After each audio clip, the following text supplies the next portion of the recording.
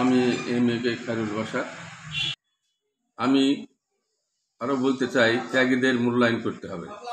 সুবিধাবাদীরা যেন ত্যাগীদের খোলসে আবার প্রতিষ্ঠিত না হয়, সেদিকে মেহেরপুর জেলার প্রত্যেক জেলা কর্মীরা যেন স্ব ঊর্ধ্বতন নেতা কর্মীদের প্রতি সম্মান প্রদর্শন করে এবং অধতন নেতা কর্মীদের মূল্যায়ন করুন।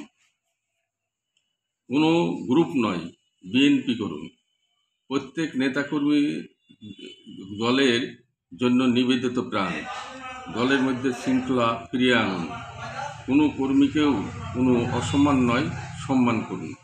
দলের সাংগঠনিক ভিতকে মজবুত করুন।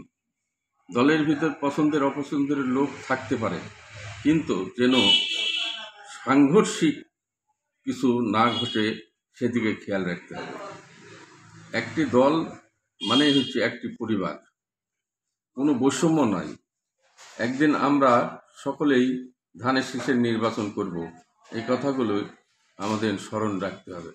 তো বলতে চাই যে আমাদের ভারপ্রাপ্ত চেয়ারম্যান তারেক রহমানের যে 31 দফা, সেই 31 দফার উপরে আমাদের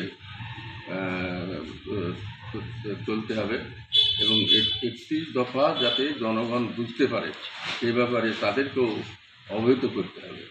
সেই সাথে আমি তারেক রহমানের আয়ু কামনা করছি। আমি বেগম খালেদা জিয়ার রোগের সুস্থতা কামনা করে আমি শেষ করছি। বাংলাদেশ জিন্দাবাদ।